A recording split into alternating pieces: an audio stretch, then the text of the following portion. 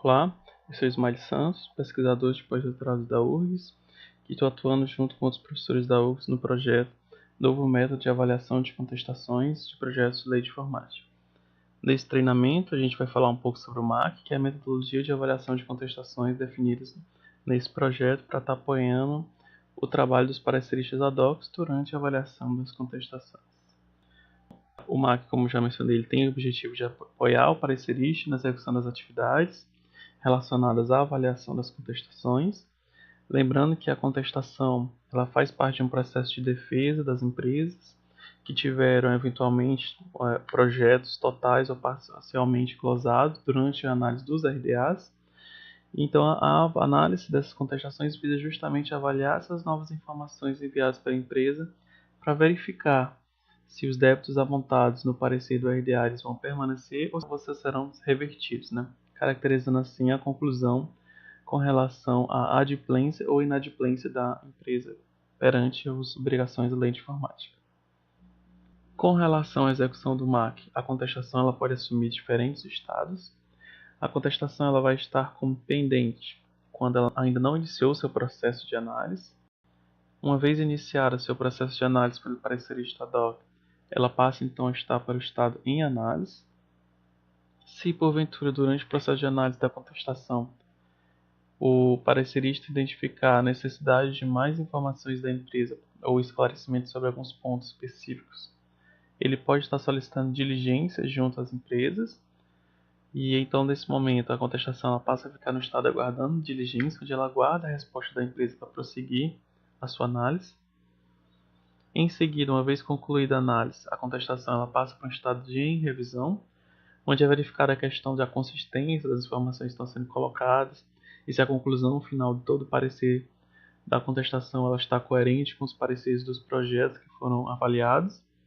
E aí, se for necessário, é feita alguma revisão, algum ajuste no texto do parecer da contestação. Por fim, a contestação ela passa para o estado de finalizado, indicando nesse momento que a sua análise ela foi concluída, seu parecer foi emitido e que assim o parecer da contestação e o ofício indicam o resultado da contestação já podem ser enviados para a empresa. Com relação às etapas do MAC, são 3 etapas definidas. A etapa 1 ela diz respeito à caracterização da glosa, no qual o objetivo é identificar os motivos da glosa, ou seja, o que o parecerista do RDA apontou como motivo de glosa dos projetos do RDA sendo declarado. A etapa 2 está relacionada à análise da contestação, na qual a contestação é analisada para verificar se os itens inicialmente glosados no parecer do RDA permanecem glosados ou não. E a etapa 3 diz respeito à emissão do parecer, que se refere à escrita do parecer da contestação e do ofício do parecer da contestação, ambos documentos enviados para a empresa. Com relação à caracterização da glosa, essa é a primeira etapa do MAC, onde vai ser efetuada a verificação do acesso às ferramentas que serão utilizadas, onde o parecerista deve fazer o download dos templates de documentos que vão ser utilizados, bem como das contestações do parecer do RDA que vai ser avaliado. É também nessa etapa que vai ser feita a análise do parecer do RDA. Essa análise tem por objetivo identificar o que foi glosado, o que foi aprovado no RDA e gerando no final dessa etapa os motivos das glosas do projeto. Motivos esses que vão guiar o processo de análise da contestação. Tá? Então, basicamente, ele tem essas 3 etapas: preparar o ambiente, analisar o parecer do RDA e identificar as causas das glosas. Com relação às ferramentas que vão ser utilizadas durante o uso do MAC, a ferramenta principal vai ser o GEMS, que é uma ferramenta para submissão do parecer da contestação e do ofício da contestação, bem como dos ofícios das diligências. Esse último são os ofícios que vão solicitar mais informações para as empresas. O LearnShare, que é uma ferramenta para download de material relacionado à análise das contestações. Você vai precisar também com o parecerista ad hoc da planilha de atualização de débitos, seguindo o TJLP, que é a taxa de juros utilizadas para recalcular os débitos atualizados até a data atual. Então, o que acontece? Uma vez que a empresa ela ficou como inadimplente, ela ficou com débito, esse débito ele é atualizado até a data do parecer. Se ela, por exemplo, não cumpriu as obrigações de 2013, é calculado então o valor atualizado desse débito até a data atual do parecer da contestação. Essa planilha vai ajudar a computar esse débito atualizado. Por fim, a planilha de suporte à análise da contestação, que é a planilha eletrônica que pode ser usada durante o processo para apoiar a análise da contestação e a soma dos cálculos, a soma do que foi aprovado e o que foi reprovado.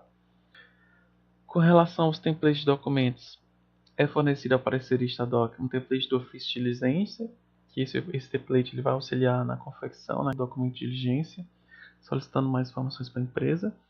Do template do parecer da contestação, para a criação do parecer dos resultados da análise da contestação. O template do ofício do parecer da contestação com débito e o template do ofício do parecer da contestação sem débito. Esses dois últimos, eles estão relacionados aos ofícios que são enviados para a empresa. A diferença entre eles é que o primeiro é no caso da empresa ainda permanecer com débito, então o ofício ele vai indicar uma tabelazinha com o valor do débito da empresa, e no segundo caso a empresa ela passou a ser adimplente, ela não tem mais débitos, então o ofício apenas sinaliza que ela não tem mais nenhuma obrigação com relação à lei de informática. Com relação às causas das glosas na pré-análise do RDA, é importante mencionar que no documento MAC também existem algumas tabelas, algumas matrizes de glosas que servem de apoio para identificar o que aconteceu durante o parecer do RDA e quais foram os problemas que foram identificados pelos pareceristas.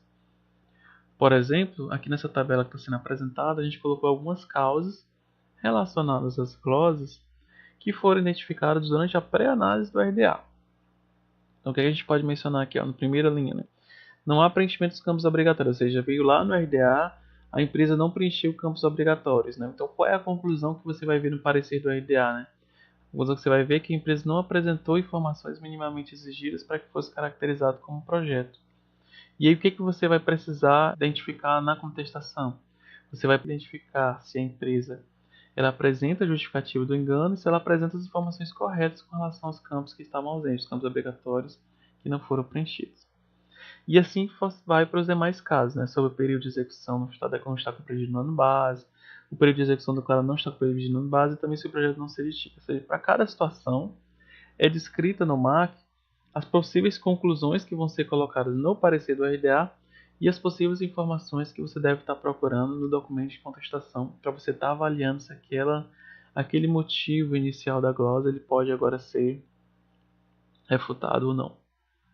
Outro exemplo de causa de glosa, esse aqui já no caso seria relacionado ao enquadramento como P&D. Lembrando que para um enquadramento de projetos P&D estrito sensu, ele precisa ter no mínimo grau C1 igual a 1 e grau C2 igual a 2. Um exemplo da tabela também que está no documento do MAG, o que ela está querendo dizer? Que digamos que o grau C1 foi avaliado como 0 pelo parecerista quando ele analisou o RDA. Então, provavelmente ele vai ter uma conclusão no parecer do RDA com algo do tipo de que não há informações claras o suficientes para atendimento do problema técnico científico. E o que é que se espera do parecerista durante a avaliação da contestação? Que se identifique, que se leia o documento da contestação e se procure pelo escopo do projeto ou do problema tecnológico que se pretende esclarecer ou solucionar o projeto proposto. Ou seja, uma vez que o C1 foi dado como 0 durante a análise do RDA, espera-se na contestação que o parecerista da contestação observe se foi declarado esse projeto, se a empresa deixou mais claro qual é o problema técnico-científico a ser abordado pelo projeto de P&D. E aqui é um exemplo de causa das glosas nos dispêndios. Né? No caso, seria uma glosa relacionada ao RH direto e indireto, onde uma conclusão muito comum que vai aparecer nos pareceres do RDA é que não foi elegível. Né? E geralmente com a frasezinha não foi demonstrada a elegibilidade dos dispêndios, isto é, que os dispêndios são aceitáveis em projetos P&D. Geralmente isso acontece porque em boa parte dos casos as empresas não discriminaram quais foram as pessoas que receberam aqueles recursos. Ou seja, eles não discriminaram as pessoas que estão recebendo por meio dos recursos humanos diretos e indiretos. Então, nesse caso, o que a gente vai procurar na contestação? Existe um conjunto de informação para cada dispêndio que é obrigatório de apresentação na contestação para que seja aprovado. Né? No caso do RH direto e indireto, precisa informar o nome, a informação, o tipo de RH, escrever a atuação no projeto, bem como as atividades relacionadas e as horas trabalhadas. Entrando na etapa 2 do MAC, a gente tem a análise da contestação. Nessa etapa é feita a análise dos enquadramentos do projeto como P&D, análise dos dispêndios e a solicitação das diligências das empresas. Então, por exemplo, a gente vem da atividade de identificar as causas das glosas, da etapa 1, de caracterização das glosas, e a gente verifica se ele foi enquadrado como P&D. Se sim, o parecerista pode passar para analisar os dispêndios. Se não, ele passa a analisar o enquadramento como P&D. E aí ele verifica se é necessário mais informações. Se são necessárias mais informações, ele passa a solicitar diligência e analisar a resposta da rede de diligência, né? Para então estar verificando se ele pode ser enquadrado ou não como P&D. Então a figura ele apresenta uma síntese da análise da contestação de projetos estrito sensu. Então o que acontece? A gente tem aqui o não enquadramento como P&D, onde a gente tem, se o C1 for igual a 1 e C2 for menor do que o A2, é necessário observar se o projeto apresenta as etapas discriminadas. Já se o C1 for igual a 0 e o C2 for menor do que 2, a gente precisa observar tanto as etapas quanto os objetivos, né, quanto o problema técnico-científico. Uma vez que eles são aprovadas as informações fornecidas pela empresa e o projeto é enquadrado como P&D, pode-se iniciar a análise dos dispêndios, né, que relacionam a elegibilidade, a pertinência e a adequação. Já se o projeto for de capacitação, como foi mencionado no treinamento 1, a empresa, o projeto ele precisa atingir pelo menos grau 2 no C5, C6 e C7. Então, caso em um desses critérios, o projeto ele obtenha uma nota inferior a 2, ele precisa fornecer mais informações de forma que permita o parecerista dar uma nota melhor em que atinge pelo menos grau 2 para que ele seja aprovado. E uma vez que o projeto ele é aprovado como P&D, aí passa então para análise de dispêndios com relação à elegibilidade, pertinência e adequação. Por fim, a última etapa do MAC diz respeito à emissão do parecer, onde, nesse caso, a partir da etapa anterior, uma vez que não são necessárias mais informações, se cria-se o parecer da contestação, se faz também o ofício do parecer, submete à audiência esses dois documentos, o parecer da contestação e o ofício do parecer. Se precisar de mais ajustes, esses ajustes são feitos nesses documentos, se não, eles são enviados para a empresa. Como material de referência, sugere-se uma lida na Lei de Informática, Lei 8.248. Também sugere-se dar uma olhada, né, para relembrar, principalmente o artigo 24 e 25 do Decreto 5.906. Com relação ao aval RDA, ele é o método de avaliação dos RDAs e é importante para o seu entendimento, especialmente porque nele são definidos os critérios e os graus de cada critério, que são os graus que são observados para caracterizar a glosa e também para ser feita a reclassificação dos projetos com relação a esses critérios. Tem também o Manual de Análise do RDA, que é um manual confeccionado pelo MCTIC que apresenta algumas informações úteis durante a análise do RDA, bem como orientações práticas importantes que auxiliam no processo de análise das contestações também. E o FAQ, que é o documento de perguntas e respostas, feita pelo MCTIC, que também auxilia ao melhor entendimento com relação a alguns pontos, né, de avaliação dos projetos discriminados no RDA.